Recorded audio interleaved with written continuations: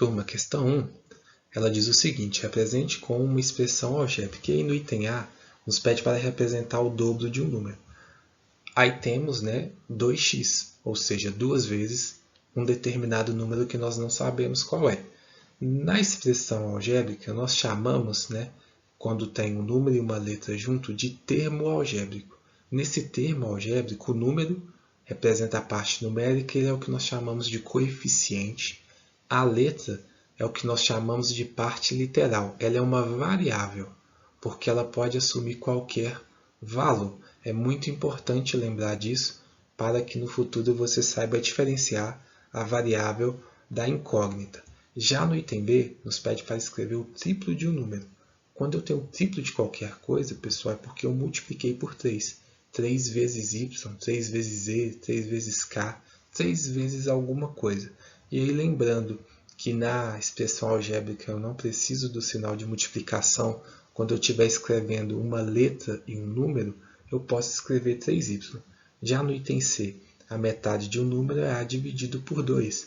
Mas na álgebra é melhor, mais comum nós utilizarmos a fração para representar essa divisão. No item D, nos pede a terça parte de um determinado número, é b dividido por 3, porém, igual eu comentei na álgebra, é melhor utilizar na forma fracionária, até mesmo para manipular depois as letras, os números, através dos raciocínios, dos conceitos.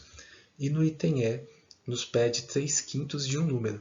Lembrando que 3/5 é o mesmo que eu dividir por 5 e multiplicar por 3. Mas normalmente nós representamos no formato de fração e multiplicamos pela letra. Como o denominador aqui é 1, nós podemos escrever 3/5 como 3x sobre 5. Beleza? Já no item F, nos pede a diferença entre um número e a sua terça parte. E aí pede para que seja nessa ordem. Aqui nós já vimos que a terça parte é uma determinada letra, um determinado número dividido por 3. Então, o número, suponhamos y, e sua diferença, e a diferença desse número entre a terça parte é y menos y sobre 3. Porque a diferença, turma, é o resultado da subtração. É algo bacana de vocês consolidarem aí, sempre estar lembrando. No item G, nós temos a soma do dobro de um número com sua metade. Então, a soma é o resultado da adição. A soma do dobro de um número, 2z. 2 vezes alguma coisa, mais a metade desse número z dividido por 2. Já no último item, o H, nos pede a soma de 3 números consecutivos. E aí começa a ficar um pouquinho mais elaborado, mas nenhum mistério. Pensa da seguinte maneira, pessoal: x mais 1 e x mais 2.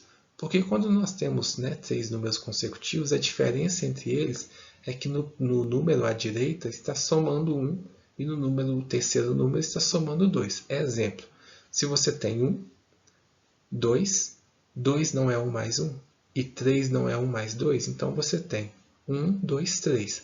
Agora imagina o número 10. Se aqui no x fosse 10, o próximo número é 10 mais 1, que é 11, e o número consecutivo ao 11 seria o 12, que é 10 mais 2. Então essa é uma forma generalizada para a gente escrever 3 números, representar 3 números consecutivos. Uma outra opção é pensar nos números antecessores, porque você tem, por exemplo, o número 10, se você tivesse o 10 menos 1 seria o 9, e se você tivesse o 10 menos 2 seria o 8.